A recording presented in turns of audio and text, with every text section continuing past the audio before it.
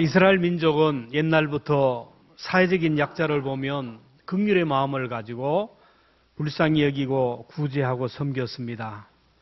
이스라엘이 예수를 믿지 않지만은 저렇게 잘 사는 이유는 약한 자를 불쌍히 여기는 마음, 약한 자에게 한없이 약한 그런 마음 때문입니다. 이스라엘 백성들이 하나님처럼 생각하고 섬기는 대상이 세 가지입니다.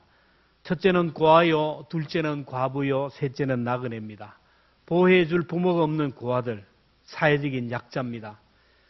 그리고 보호해줄 울타리가 없는 남편 없는 여인들, 그리고 치안이 발달되지 않는 그 당시 온갖 도둑과 강도들이 들끓었던 그 당시 길을 떠나는 나그네들이 사회적인 약자였습니다. 그래서 그들을 대접하고 공개하는 것은 하나님을 대접하는 것으로 공개했고, 하나님도 그들을 공개하는 것을 하나님 대접하는 것으로 받고 복을 내렸어요. 이거는 역사적인 사건이나 통계를 통하여 증명이 되었어요. 시편 37편 25절, 내가 어려서부터 늙기까지 왕이 그렇고 모든 사람들이 의인이 버림을 당하거나 그의 후손이 걸식함을 보지 못하였도다. 구제하고 나누고 베푸는 사람이 어려움을 당하거나 그 후손들이 어려움을 당하는 것을 보지 못했다. 반면에 가난하고 굶주리고 어려운 사람들을 착지하고 억압하고 공격을 하면 하나님이 심판하시고 징계하셨어요. 출애굽기 22장 22절 이하에 보면 너는 고아나 가부나 고아를 해롭게 하지 말라. 힘이 없는 사람들입니다. 방어할 능력이 없는 사람입니다. 요즘처럼 법이 있고 인권이 있는 시대가 아니에요. 그를 괴롭게 하지 말라. 내가 반드시 그들의 부르짖음을 들으리라. 사회적인 약자들이 고통당하고 신음하고 눈물 흘리는 그 소리를 들으시고 갚으시겠다라는 것. 잠언 14장 31절에 보면 가난한 사람들을 학대하는 자를 그를 지으신 이를 멸시하는 것이라. 마태복음 18장 6절을 함께 봅니다. 시작. 누구든지 나를 믿는 이 작은 자 중 하나를 실족하게 하면 차라리 연자 맷돌이 그 목에 달려서 깊은 바다에 빠뜨리는 것이 나으니라. 잠언 11장 24절입니다. 시작. 흩어 구제하여도 더욱 부하게 되는 일이 있나니 과도히 아껴도 가난하게 됨이라. 사람을 섬기고 사랑하고 나누고 베푸는 사람은요 항상 어디를 가든지 간에 부하게 되고 윤택하게 되고 넉넉하게 살아가요. 근데 인색하게 모으기만 하려고 하고 막 인색하게 하는 사람은요 아무리 모으고 쌓아도 가난하게 된다는 것이에요. 오늘 본문에 나오는 아브라함이 그 삶을 증명했어요. 우리가 아브라함 하면 부지 중에 손님을 대접하는 가운데 천사를 대접하는 복을 받은 사람이라고요. 고대 중동 지역은 낮은 아주 더워서 일을 못합니다. 우리나라도 한여름에는 나가서 일을 못하는 거예요. 그래서 새벽부터 나가 일하고 저녁 늦게 나가서 일하라는 거예요. 그 당시도 낮에는 너무너무 더우니까 활동을 하지 못하고 나무 그늘이나 집에서 쉬다가 그리고 오후에 나가 일합니다. 아브라함도 대낮에 너무너무 더우니까 상수리 나무 아래에 있었다라고. 오늘 1절 말씀 함께 봅니다. 시작. 여호와께서 마므레 상수리 나무리 있는 곳에서 아브라함에게 나타나시. 날이 뜨거울 때에 그가 장막문에 너무너무 뜨거운 태양빛 가운데 있는 대낮에 앉았는데 거기에서 기도하기도 하고 말씀을 읽고 묵상하고 앉았는데 저 멀리에서 세 사람이 지나가는 걸 봅니다. 2절에 보면 눈을 들어본 즉 사람 셋이 맞은편에 서 있는지라. 그가 그들을 보자 곧 장막문에서 달려나가 영접하여 몸을 땅에 굽어. 태양빛이 내리쬐는 그 시간에 나그네 세 명이 지나가는 걸 보고 달려가서 허리를 굽혀 영접했다라는 거예요. 보통 상식적으로 나그네가 찾아와서 물 한 그릇 주세요. 나그네가 찾아와서 잠시 쉬어다 가도 되겠습니까? 아니면 오늘 밤 하루만 머물다 가게 해주세요 하는 것이 정상입니다. 그런데 아브라함은 먼저 달려가서 나그네를 자기 집으로 영접했어요. 3절 4절 함께 봅니다. 시작.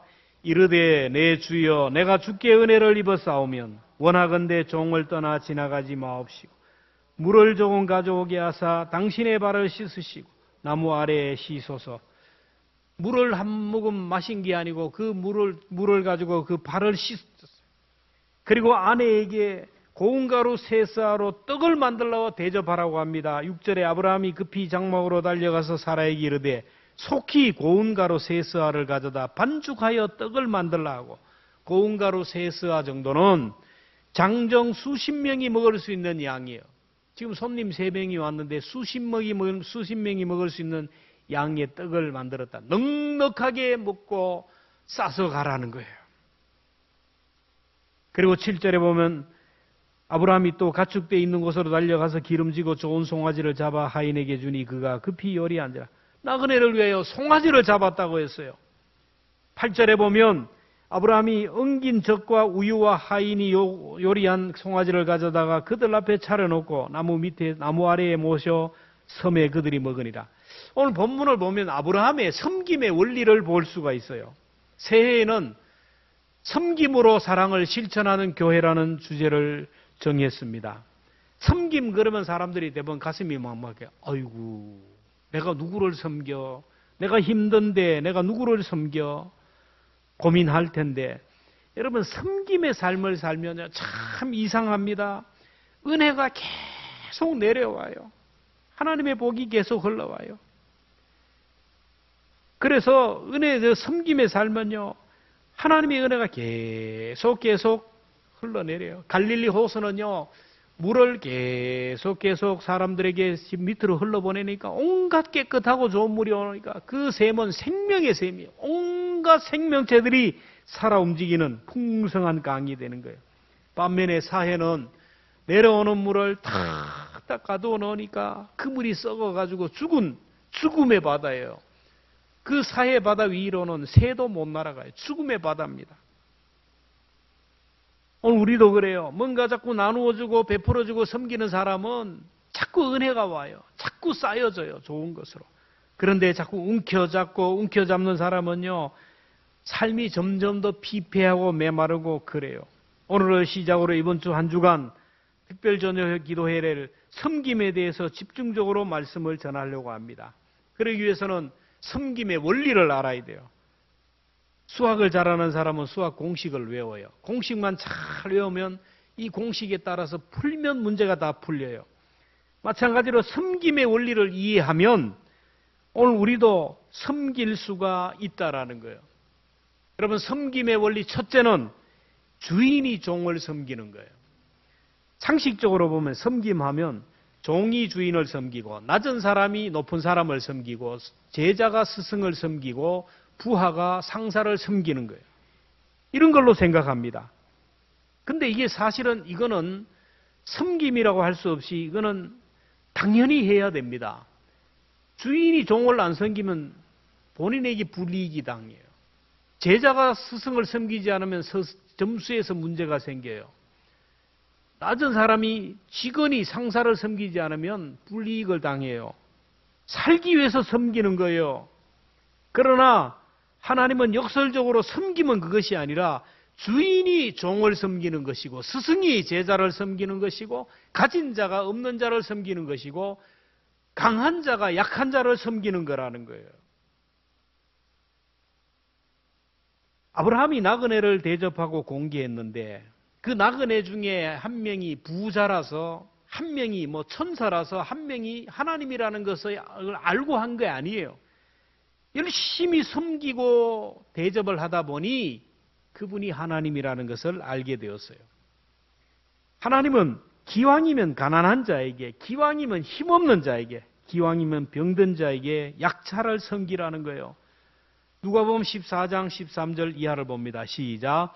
잔치를 베풀거든 차라리 가난한 자들과 몸 불편한 자들과 저는 자들과 맹인들을 그리하면 그들이 갚을 것이 없으므로 내게 복이 되리니 이는 의인들의 부활 시에 내가 갚음을 받겠음이라 하시더라.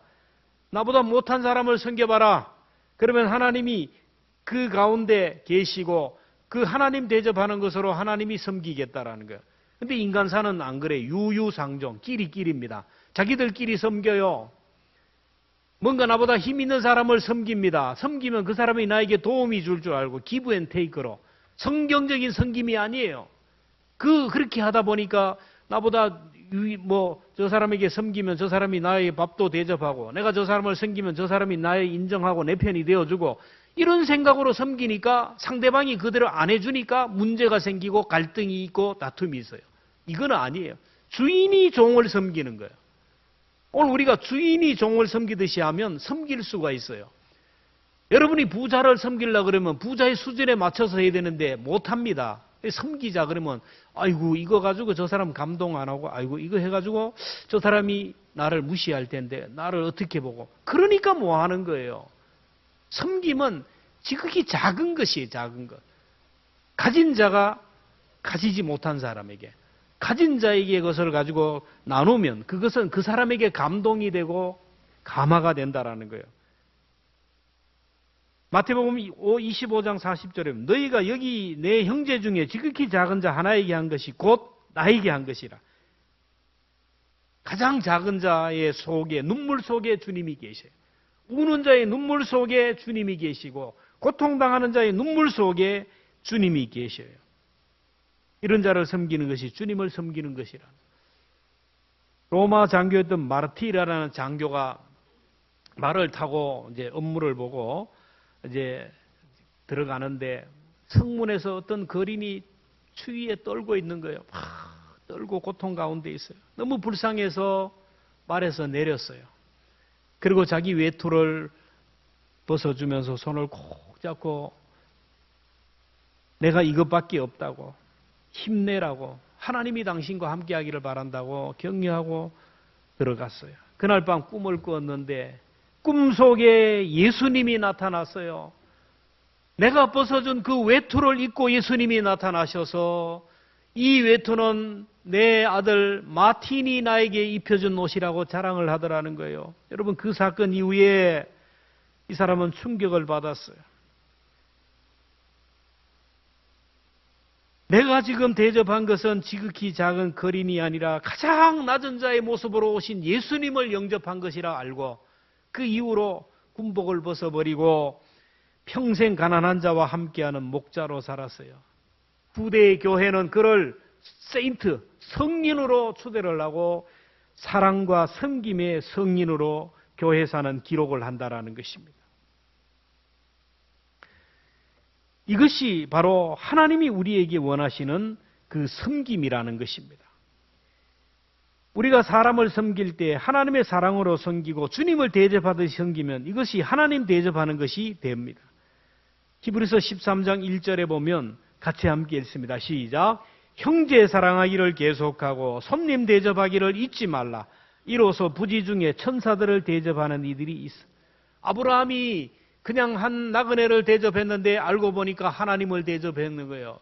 여러분, 우리가 병원에 입원한 사람들을 신방하고 대접했는데 그게 주님을 대접하는 것이라는 거예요. 고통당하고 눈물 흘리는 자들을 위하여 기도했는데 주님을 위한 기도가 된다라는 거예요. 부지중예라는 말은 알지 못하는 사이에, 모르는 가운데라는 뜻이에요. 우리가 새해에는 섬김을 통하여 하나님의 사랑을 실천했으면 좋겠어요. 다른 사람보다 무엇보다 조금 더 가졌다면, 다른 사람보다 좀 많이 배우고, 다른 사람보다 좀 안다면, 다른 사람보다 돈이 있고 건강하다면 섬기라는 거예요. 섬기라는 거예요. 섬김하면 우리가 너무나 잘 아는 금산교회 이자익 머슴과 조덕삼 주인의 얘기를 너무나 잘 알아요. 전 세계적으로 알려진 아름다운 미화입니다. 경상도에 사는 이자익이라는 청년이 먹고 살기가 너무 막막해서 먹고 살기 위하여 이제 떠돌이 생활을 하다가 흘러서 이제 금산 지역에 있는 조덕삼이라는 부잣집에 흘러 들어갑니다. 조덕삼 씨는 너무 불쌍해서 머슴으로, 마부로 이렇게 채용을 했어요. 이 자익은 신앙이 있어서 열심히 교회에 참석해서 금산교회에 열심히 출석합니다. 조덕삼 씨도 신앙이 있어서 열심히 교회에 다녀요. 그래서 교회에서 장로 선거를 했는데 이 자익이라는 사람이 장로로 선출이 되고 주인 조덕삼 씨가 떨어졌어요. 교회가 난리가 났어요. 수군거립니다. 어떻게 머슴이 되고 주인이 떨어지느냐. 이럴 때 조덕삼 주인이 나와서 얘기합니다. 아닙니다. 내가 볼 때도 이분은 정말로 믿음이 있는 사람이고 장로감입니다. 그래서 장로가 되었어요. 1년 후에 조덕삼이라는 이 분도 장로가 되었어요. 둘이 당회에서 모였는데 자기 머슴이지만 마부지만은 깍듯하게 장로로 예우하고 대접을 했어요. 그리고 더 나아가서 너무 총명하고 믿음이 좋으니까 우리 집 머슴으로 있는 것은 너무 아까우니까 신학을 하라고 자기 돈을 다 떼어줘 가지고 공부를 했어요. 신학을 마치고 목사 안수를 받고 자기 교회 담임 목사로 청빙을 내서 담임 목사로 섬겼어요. 주인이 머슴을 담임 목사로 섬겼어요. 그래서 이자익이라는 분은 우리 총회장을 3번이나 하고 조덕삼 그분의 후손들은 얼마나 하나님의 은혜를 보고 받아 누린지 몰라요. 그래서 섬김의 본을 보인 섬김의 아이콘으로 한국교회와 전 세계에 영향력을 끼쳤어요. 여러분, 섬김은 주인이 종을 섬긴다. 나는 주인이 아닌데 아니에요. 남들보다 조금이라도 더 낫다면 주인이에요. 남들보다 더 건강하고 남들보다 더 물질이 있고 남들보다 더 믿음이 있고 남들보다 더 영향력이 있다면 이거는 섬기라는 미션이 있어요. 이것을 가지고 이 한해 섬김으로 사랑을 실천할 수 있기를 축원합니다. 두 번째, 섬김의 원리 두 번째는 이유를 극복하는 거. 이유를 따지지 않는 거예요. 아브라함은 시원한 그늘 밑에 있다가 나그네를 보고 영접했어요. 사실 나그네를 보는 건 흔해요. 많은 사람이 나그네 보잖아요. 굳이 뜨거운 대낮에 달려가서 자기 집으로 영접할 이유가 뭐가 있어요? 와서 도움을 요청할 때까지 기다리면 되는데 달려가서 영접했어요. 굳이 자기 집으로 영접합니다. 물만 대접해도 되는데 굳이 발까지 씻어주었어요. 좀 쉬다 가면 되는데 떡을 해가지고 실컷 먹게 하고 바리바리 싸서 보내게 했어요. 떡만 대접했는데도 굳이 뭐까지 잡았어요? 속까지 잡았어요. 아브라함은 하지 않아도 되는데 누가 강요하지 않았는데도 굳이 접대를 했다라는 거예요. 여러분, 예수님이 왜 이 세상에 오셨어요? 하나님의 아들이요 만왕의 왕이신 그분이 굳이 인간의 몸을 입고 이 땅에 오신 이유가 무엇입니까? 마태복음 20장 28절 인자가 온 것은 섬김을 받으려 함이 아니라 도리어 섬기려 하고 자기 목숨을 많은 사람의 대속물로 주려 함이니 예수님이 왕궁에 와도 돼요. 부잣집에 와도 되는데 굳이 가난한 목수의 아들로 오신 이유가 뭐예요? 평민의 집에 따뜻한 방에 와도 되는데 굳이 가난한 목수의 아들로 말구유에 오신 이유가 뭡니까? 만약에 왕궁에 왔으면 아무나 못 만나요. 부잣집에 와도 못 만나요. 보통 집에 와도 누구도 못 만나요. 가장 가난한 목수의 아들로 말구유에 오니까 가장 천하고 가장 낮았던 외로웠던 목자들이 와서 예수님을 만나잖아요. 하나님의 사람들은요 다 그래요. 예수님이 굳이 왜 십자가에 죽어야 돼요? 우리를 살리기 위해요. 예수님을 따르는 사람들, 성령으로 충만한 사람들은 다 그래요. 굳이 다른 사람을 위하여 살지 않아도 되는데 주님의 마음을 가지고 섬김의 삶을 살아가요. 손해보지 않아도 되는데 굳이 손해보는 삶을 살고요. 이 시간 교회에 나오지 않아도 누가 경찰에서 호출하고 기소하지 않는데도 불구하고 굳이 교회에 나오는, 오후 예배에 나오지 않아도 누가 뭐라 그러지 않는데도 굳이 그 시간까지 나와서 하나님 앞에 예배합니다. 다음 주 한 주간 누가 안 나온다 그래서 전화하고 그럴 겁니다. 안 나온다 그래서 뭐 경찰에서 잡으러 오고 하지 않지만 굳이 나오는 분이 있어요. 여러분, 굳이 꼭 나올 수 있기를 축복합니다. 한국의 슈바이처라는 별명을 가진 장기려 박사님 너무나 잘 알아요. 1911년 평안북도 용천에서 출생했는데 외과 의사입니다. 우리가 장기려 박사님 그러면 시골 지방의 어떤 병원 원장님, 텁텁한 이웃집 아저씨로 생각하는데 아니에요. 이분은요, 한국 최초로 간 절제 수술을 성공했던 전문이에요. 그리고 간 담도 수술의 대가입니다. 선구자예요. 근데 많은 사람들이 이걸 인정하지 않고 뛰어난 의술을 얘기하지 않고 박사님의 사랑과 섬김을 얘기해요.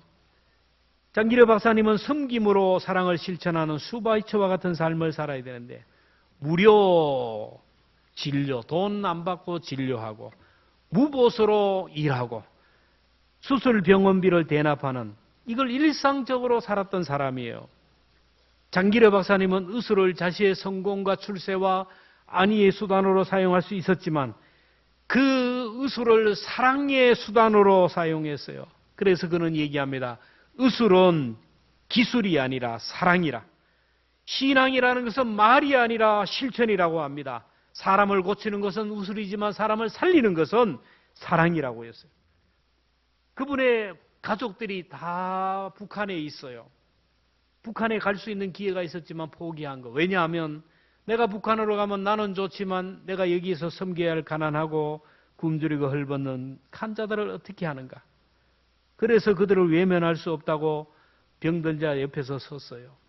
박사님 주머니는 항상 봉투가 아침마다 봉투를 주머니에 넣고 나온답니다. 하나님이 넣고 가라고 한대요.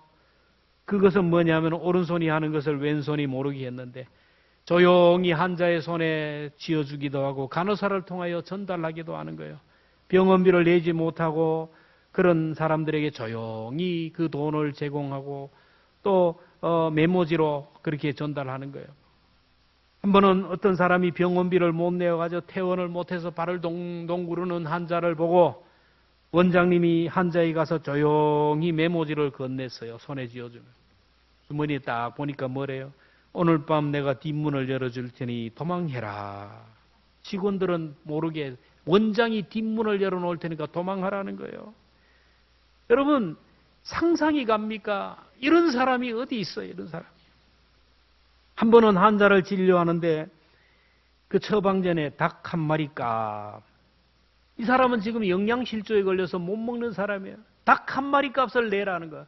그래서 원무과에서 닭 한 마리 값을 줬다는 미화가 있어요. 박사님이 굳이 그렇게까지 섬길 이유가 없어요.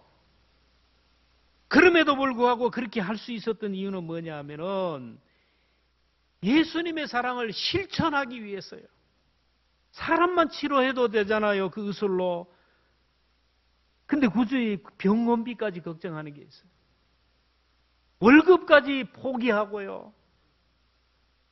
손해까지 보면서 병원을 운영하냐고. 자기 몸이 상하는 것까지 상하면서도 그렇게 하냐고 사람들은 바보라고 해요. 바보라고. 그럴 때 이 장기려 박사는 얘기했답니다. 예수님도 바보처럼 살았다고. 장기려 박사님 장례식에 많은 사람이 몰려왔어요.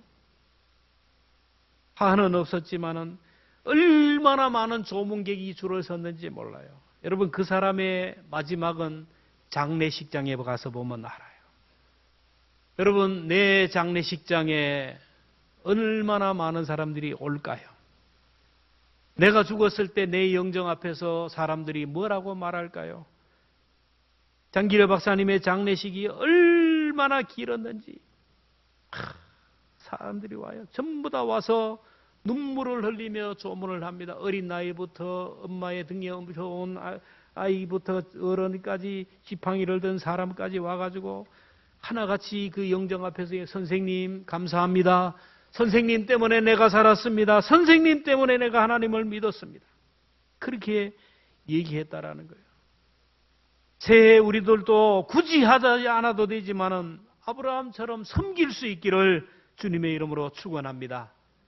내가 굳이 아는 척하지 않아도 되지만 먼저 내가 아는 척할 수 있기를 바랍니다. 굳이 저 사람에게 다가가서 인사하지 않아도 되지만 내가 다가가서 먼저 미소를 짓고 손을 내밀어 보세요. 굳이 웃지 않아도 되지만 웃어 보십시오. 굳이 그 사람에게 전화하지 않아도 되지만 전화를 한번 걸어 보십시오. 내가 은퇴했는데 나는 몸이 안 좋은데 나는 형편이 어려운데 굳이 이것까지 해야 되느냐? 그것을 초월해 가지고 섬김의 자리에 가보십시오. 다른 사람이 박수치고 존경하고 우러러보며 감동을 할 것입니다. 이유를 초월해야 돼요. 굳이 하지 않아도 그 자리에 가는 것, 이게 바로 섬기는 겁니다. 마지막으로 세 번째 섬김의 원리는 시간을 극복하는 거예요.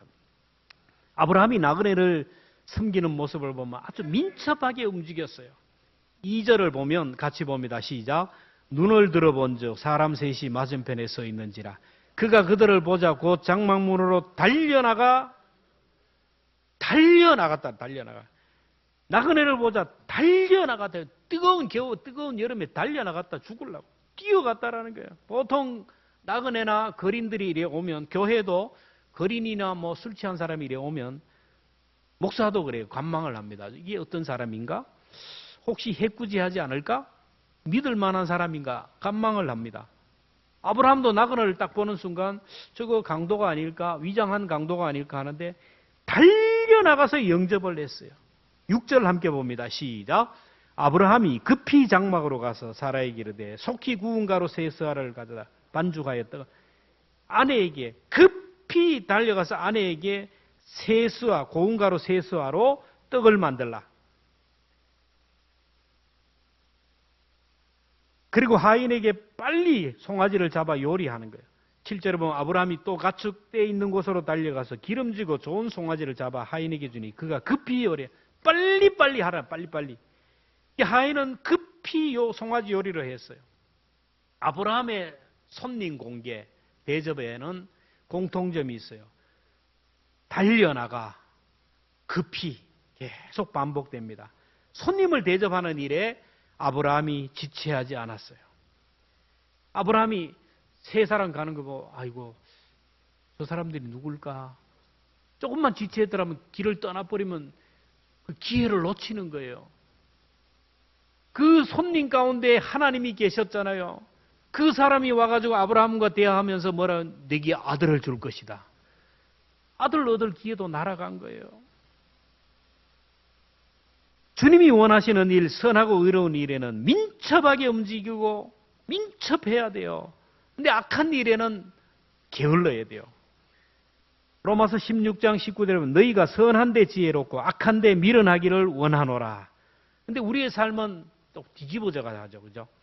믿음의 사람, 지혜로운 사람, 성령의 사람은요. 선한 일은 항상 민첩합니다. 섬기는 일은 민첩합니다. 악한 일은 미련해요. 예배합시다 그러면 기도합시다 그러면 빠르고 민첩해요. 놀러 갑시다 그러면 얼마나 빠른지 몰라요. 어떻게 알고 오는지 막 30분 전에 와가지고 놀러 가자고 준비해요. 기도합시다 그러면 브레이크를 밟아요. 다음에 해도 되지. 이게 안 돼요. 한국 사람은 선한 일에는 느긋하대요. 침묵을 하지만 악한 일에는 민첩하대요. 비판하고 정죄하고 남을 끌어내려는 일, 칭찬하고 위로하고 뭐 이런 일에는 늦어요. 소문 내는 일은 민첩하지만 무릎 꿇고 기도하는 일은 느리다는 거예요. 여러분 새해에는 여러분 선한 일에는 악셀레러더를 받아가지고 민첩하기를 바라고 악한 일에는 자꾸 브레이크를 좀 밟았으면 좋겠어요. 누가 와서 욕을 하고 뒷담화를 하면요 아이라고 그러지 말라고 브레이크를 좀 밟아. 그치 맞아 나도 보니까 그렇대 이래가지고는 안 되는 거예요.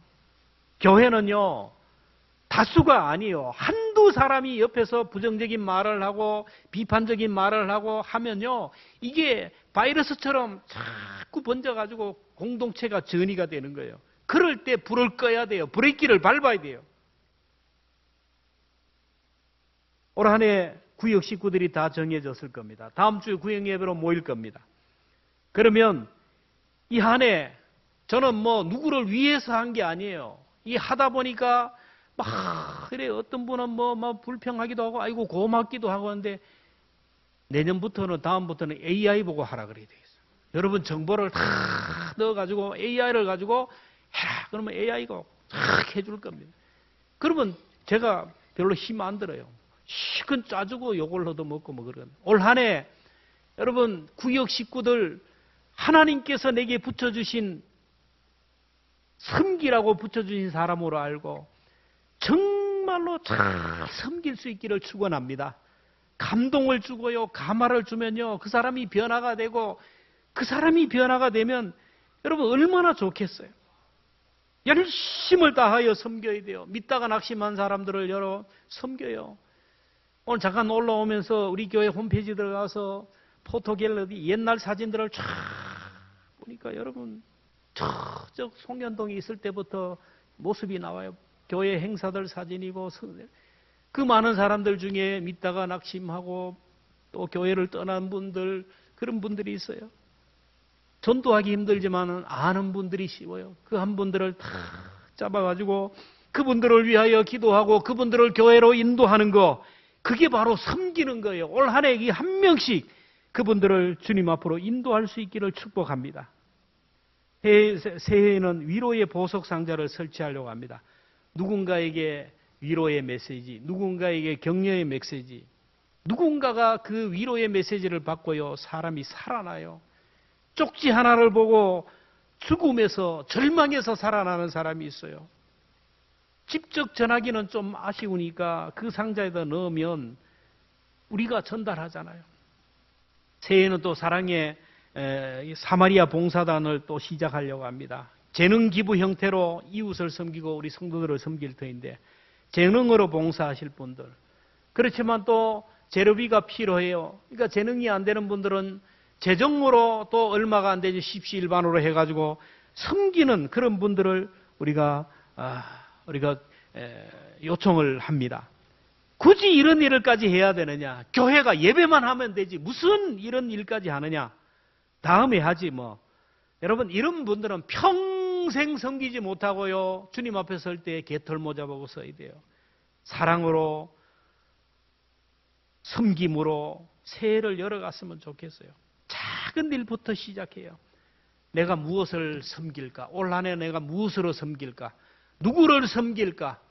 이것을 깊이 묵상하면서, 씨름하면서, 이 한 주간 기도하면서 내가 섬겨야 할 대상이 누구이고 내가 섬겨야 할 자리가 어디인지를 분명하게 정하고 결단할 수 있는 이 한 주가 되었으면 좋겠습니다. 우리가 다 아는 찬송을 우리 함께 할 텐데요, 우리 다 함께 자리에서 일어나서 찬양합시다. 태양도 얼마나 섬기는지 몰라요.